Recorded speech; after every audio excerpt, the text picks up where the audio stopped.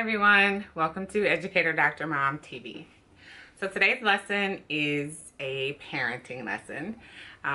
It's a tough parenting lesson, but it's a real parenting lesson. Today's lesson is entitled Cry Now or Cry Later. So this lesson was inspired from my students from the past and their parents. As I've mentioned before, my parents were my greatest teachers, and my students' parents were also my greatest teachers before I became a parent.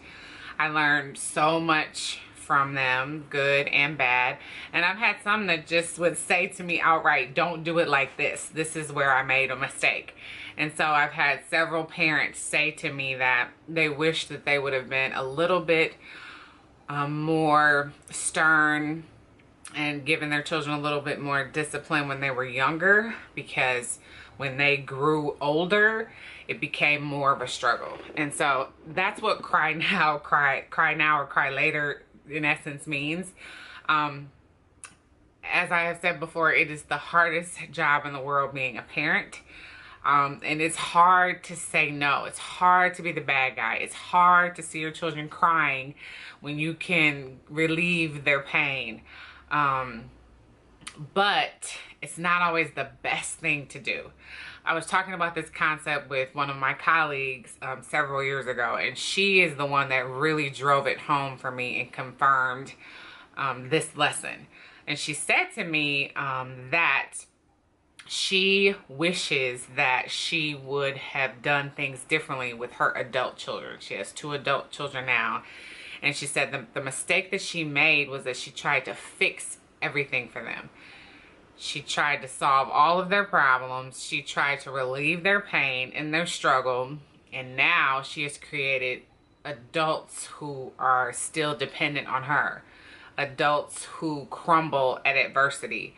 They cannot handle when things don't go their way, or when things happen, when there's a problem and they can't problem solve on their own. And so she said, you know, if I could redo it, I would have let them struggle. I would have let them try to figure things out. I would have let them cry. And you can hold them while they cry sometimes, but you have to let them go through it. And trust me, I know this is really hard. I have a 1-year-old and a 3-year-old that I am practicing this with right now.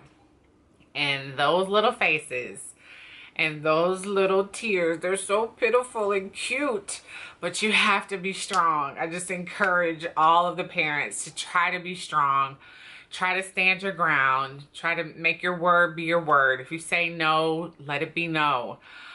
Because later on in life, the world is not going to give them as much mercy as you give them. We live in a world of, it's real and it's hard. And we want to be the ones to teach them and let them experience the hard while they're still under your roof. When you can still have a loving balance with it.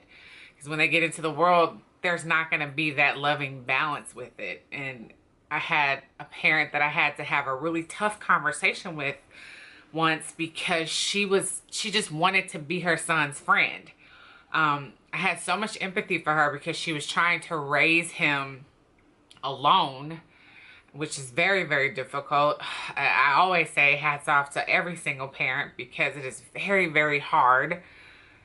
And she didn't want to be the bad guy. She didn't want him to be mad at her because he would ice her out and just stop talking to her. She just had a hard time dealing with that. So she wouldn't follow through with consequences. She wouldn't follow through with the things that she was going to restrict him from if he continued a certain type of behavior. And I had to have a very hard but loving conversation. I said this to her in love, and I told her, I'm telling you this in love. Either you have to teach him now, or the authorities are going to have to teach him later. And so who do you want it to be? You have to start getting tough with him and standing your ground. And this was a 3rd grader. Or later on, it's just going to be harder. So you go in your room. If it's hard for you, you go in your room and you cry now.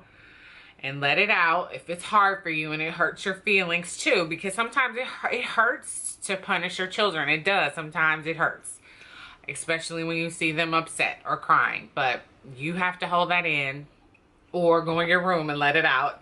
But you let those tears out now, or the tears that you will be crying later will be much more, could be, for worse reasons, and for reasons that are totally out of your control. And so cry now or cry later is simply having a balanced discipline with your children, making sure that they understand what's right and what's wrong, and when it's wrong, that there are consequences, plain and simple. When you do good things, good consequences happen. That's a life lesson.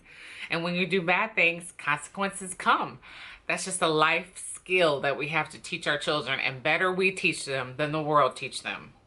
That's with everything. I feel like I would rather be able to teach them, especially those hard things, before they have to go out into the world independent of us and learn things in an even harder way. We want to give our kids the skills that they need now so that they don't have to suffer later. If you like this lesson or you found value in this lesson, please like, share it with your friends, and subscribe. Until next time, bye-bye.